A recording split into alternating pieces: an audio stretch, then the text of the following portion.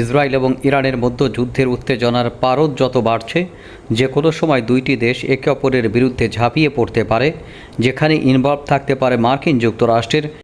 এই আশঙ্কার মধ্যেই রাশিয়া থেকে থরে থরে বিভিন্ন কার্গো বিমান এসে নামছে তেহরানের বন্দরে।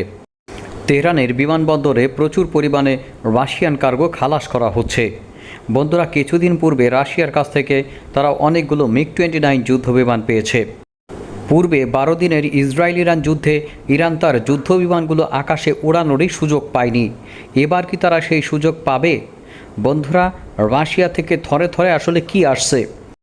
ইসরায়েল এবং ইরানের সাথে যুদ্ধ করতে হলে ইরান কিন্তু দূরপাল্লার কামান বা আর্টিলারির উপরে নির্ভর করতে পারছে না, কারণ যুদ্ধটি দুইটি সীমান্তবর্তী বা পার্শ্ববর্তী দেশের মধ্যে নয় যে আর্টিলারি, বন্দুক বা এই ধরনের MLRS সিস্টেম দিয়ে তারা একে অপরের বিরুদ্ধে যুদ্ধ করবে। ইরানকে যদি ইসরায়েলের বিরুদ্ধে যুদ্ধ করতে হয়, তাহলে কয়েকটি বিষয়ের উপরে আপাতত ইরানকে সুনির্দিষ্টভাবে অবস্থান করতে হবে এবং সেই সকল বিষয়ের উপরে কোনো দুর্বলতা ইরানকে এই যুদ্ধে হারিয়ে দিতে পারে বা পস্তানো হতে পারে। বন্ধুরা, প্রথমত আকাশ প্রতিরক্ষা ব্যবস্থা। ইরানের আকাশ প্রতিরক্ষা ব্যবস্থা পূর্বের যুদ্ধে ইসরায়েল প্রথম কয়েকদিনের মধ্যেই একেবারে অধিকাংশই ডিস্ট্রয় করে দিয়েছিল। ইসরায়েলের প্রথম ধাক্কায় কয়েকশো যুদ্ধবিমান নিয়ে ইরানের যে সকল অবস্থানগুলোকে অ্যাটাক করেছিল বা টার্গেট করেছিল, তার মধ্যে ছিল তার বিমান প্রতিরক্ষা ব্যবস্থা, অর্থাৎ এয়ার ডিফেন্স সিস্টেম ইউনিটগুলো। বন্ধুরা, এই এয়ার ডিফেন্স সিস্টেম ইউনিটগুলো নতুন করে এবার সাজাচ্ছে ইরান, কারণ তাদের যে S-300 আকাশ প্রতিরক্ষা ব্যবস্থা এবং নিজেদের তৈরি বাবর, খুরদাতের মতো জিনিসগুলো সম্ভবত পূর্বের হামলার মাধ্যমে অধিকাংশই ধ্বংসপ্রাপ্ত হয়ে গিয়েছিল। এর কারণ ছিল এই হামলাগুলো নাকি অধিকাংশ ঘটেছিল ইরানের ভেতর থেকে, কারণ মোসাদের এজেন্টরা তাদেরকে এমনভাবে এই ব্যাপারে দীর্ঘমেয়াদী প্রশিক্ষণে রেখেছিল যে যুদ্ধ শুরুর কয়েক ঘন্টা পূর্বেই একটা ব্লো আপের মাধ্যমে ইরানের এয়ার ডিফেন্স সিস্টেমগুলোকে সামদে পাঠিয়ে দেয়। আকাশ প্রতিরক্ষা ব্যবস্থাগুলো যে সকল পারমাণবিক সাইটে সেট করা ছিল, সে সকল পারমাণবিক সাইটে সুসমন্বিত আঘাত আনে মোসাদের দলগুলো। তারা ভেতর থেকে এমন আত্মঘাতী ড্রোনের সুচারী আঘাতের মাধ্যমে সেগুলোকে ব্লো আপ করে দেয় প্রথম ঘন্টা বা দ্বিতীয় ঘন্টাতেই। বন্ধুরা, তাদের শীর্ষস্থানীয় যে সকল সামরিক কমান্ডাররা ছিল, তাদের এই আত্মঘাতী ড্রোন হামলার মাধ্যমে মূলত তারা মারা পড়ে। অর্থাৎ প্ল্যান বাস্তবায়নের পূর্বেই ইরান বুঝতে পারে তারা বড় ধরনের একটি ধোঁকা খেয়েছে এবং ধরা খেয়ে গেছে। বন্ধুরা, এর পেছনে আমেরিকার আলোচনা খেলাটিও ছিল। তারা ভেবেছিল হয়তো আলোচনার মধ্যে ইসরায়েল আক্রমণ পরিচালনা করবে না। যাই হোক, আমাদের মূল বিষয়বস্তু ছিল যে আসলে রাশিয়া থেকে যে থরে থরে কার্গো বিমান আসছে, এখানে কোন বিষয়গুলো বা কোন সমরাস্ত্রগুলো থাকতে পারে।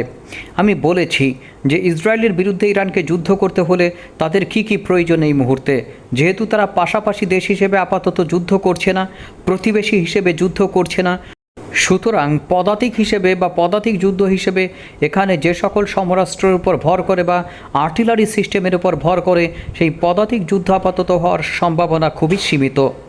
এর পরিপ্রেক্ষিতে ইরান এমন কিছু সমরাস্ত্র আনবে, বিশেষ করে রাশিয়া যদি ইরানকে দেয়, যেন তারা ইসরায়েল এবং মার্কিন বাহিনীর বিরুদ্ধে কার্যকরভাবে ব্যবহার করতে পারে। বন্ধুরা, সেগুলোর মধ্যে অন্যতম হচ্ছে আকাশ প্রতিরক্ষা ব্যবস্থা এবং অধিক পরিমাণ ইন্টারসেপ্টর, হতে পারে কাঁধে বহনযোগ্য, মিডিয়াম রেঞ্জ, শর্ট রেঞ্জ অথবা লং রেঞ্জের আকাশ প্রতিরক্ষা ব্যবস্থা, হতে পারে চাইনিজ যে সকল HQ-9 এয়ার ডিফেন্স সিস্টেম রয়েছে অথবা মধ্যম পাল্লার যে সকল এয়ার ডিফেন্স সিস্টেমগুলো রয়েছে, হতে পারে বিমানের যন্ত্রাংশ। বন্ধুরা, তাদের কাছে অনেকগুলো MiG-29 যুদ্ধবিমান আছে, এমনকি হতে পারে Su-35 যুদ্ধবিমানের বিভিন্ন অঙ্গ প্রত্যঙ্গ। ইরানকে মূলত তাদের শক্তি যোগায় তাদের জ্বালানি অবকাঠামোর উপর ভিত্তি করে ইরান প্রতি বছর প্রচুর পরিমাণে জ্বালানি রপ্তানি করে।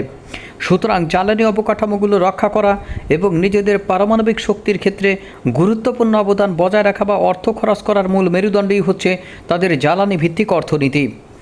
বন্ধুরা, পরমাণু শক্তিতে এখনও যদি ইরান কুতকুত করে খেলে, তাহলে তারা চরম আকারের ধরা খাবে, এ বিষয়ে কোনো সন্দেহ নেই।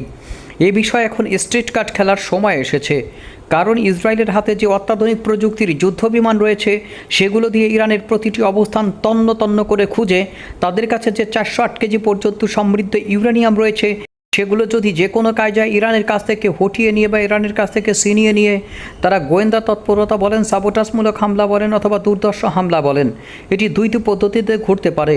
ইসরায়েলের তরফ থেকে নাকি জানানো হয়েছে যে এখনও পর্যন্ত যে 408 কেজি পর্যন্ত ইউরেনিয়াম ইরানের কাছে ছিল তারা সেটি ট্রেস আউট করতে সম্ভব হয়েছে বা পেরেছে। বন্ধুরা, মার্কিন যুক্তরাষ্ট্রের কাছে তারা এই তথ্য যদি জানাতে পারে তাহলে ব্যাপারটি কেমন ঘটবে? আমার কাছে মনে হয় এক্ষেত্রে তারা কোনো ঝুঁকি নেবে না। তারা নিশ্চিত হয়ে ইরানের এই 408 কেজি ইউরেনিয়াম সম্বন্ধে পরবর্তী সিদ্ধান্ত গ্রহণ করতে পারে। তবে ইরান শুরু থেকেই স্পষ্টত সতর্ক থাকায় পূর্বের মতো এবার আর হঠাৎ হামলার কোনো সম্ভাবনা তাদের আছে বলে আমি মনে করি না, বা হামলা হলেও এমন ধরনের বা পূর্বের মতো ইরান প্রচণ্ড রকম ক্ষয়ক্ষতির মুখে পড়বে আমার এমনটা মনে হয় না। এবার তাদের পরিপূর্ণ প্রস্তুতি রয়েছে। তাদের এয়ার ডিফেন্স সিস্টেম থেকে শুরু করে তারা এখন আর কোনো দ্বন্দ্বের মধ্যে নাই। সুতরাং এবার তারা পাল্টা হামলার পূর্বেই হয়তো জেগে যেতে পারে। বন্ধুরা, রাশিয়া যে সকল জিনিস পাঠাচ্ছে ইরানের অভ্যন্তরে তার মধ্যে যেটি বলছিলাম হতে পারে আকাশ প্রতিরক্ষা ব্যবস্থা অথবা তার Su-35-এর বিভিন্ন যন্ত্রাংশ বা বিভিন্ন অংশ, এগুলো যুদ্ধ বিমানে করে নিয়ে আসে বা সামরিক সুপরিসর পরিবহন করে বিমানে করে নিয়ে আসার পর সেগুলোকে অ্যাসেম্বল করে পরিপূর্ণ যুদ্ধ বিমান নির্মাণ করা সম্ভব। এখন বর্তমানে যে সময় নাই সেটি তারা বুঝতে পারছে। হতে পারে বন্ধুরা, ব্যাপারটি বিভিন্ন আন্তর্জাতিক গণমাধ্যমের বরাত দিয়ে এভাবে জানা যায় যে সকল এই সুপরিসর সামরিক পরিবহন কার্গো বিমানগুলো আসছে, এগুলো আসছে মূলত রাশিয়া যে সকল স্থানে তাদের Su-35 যুদ্ধ বিমান উৎপাদনের কার্যক্রম পরিচালনা করে সেই সকল অবস্থান থেকে। অর্থাৎ এই সকল যুদ্ধ বিমান কি তাহলে এইভাবে কার্গো বিমানে ভরে ইরানের অভ্যন্তরে চালান করতেছে রাশিয়া? বন্ধুরা, মেইনলি আসলে এটি কিভাবে হয়? এটি হতে পারে, তবে এর বাস্তবতা কতটুকুন সত্য এখনও পর্যন্ত প্রমাণিত নয়।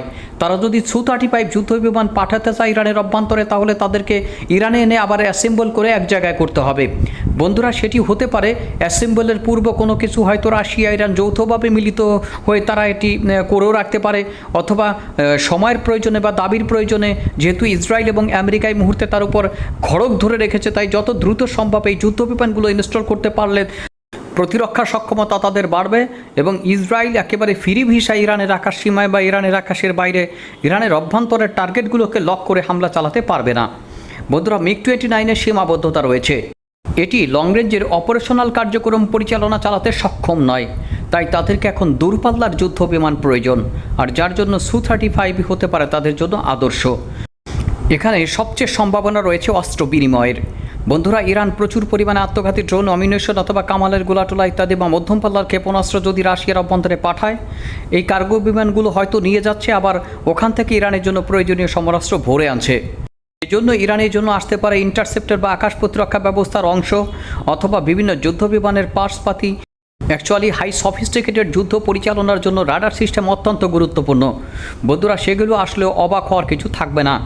যেহেতু রাশিয়া এবং ইরান যৌথভাবে নিজেদের প্রতিরক্ষা ব্যবস্থা শক্তিশালী করছে, তাই আরও অনেক কিছু কৌশলগত বা স্ট্র্যাটেজিক যাই আসুক না কেন, এই ব্যাপারে দুই দেশ মুখে কুলু পেটে রয়েছে। ধারণার ভিত্তিতে হয়তো তারা বা আমরা এই বিশ্লেষণগুলো করতে পারি। তবে বাস্তবতা যেটি বলে, রাশিয়ার সাথে ইরানের সামরিক সম্পর্ক যত আগাবে ইসরায়েলের জন্য সেটি বড় রকমের একটি সমস্যার কেন্দ্রবিন্দুতে পরিণত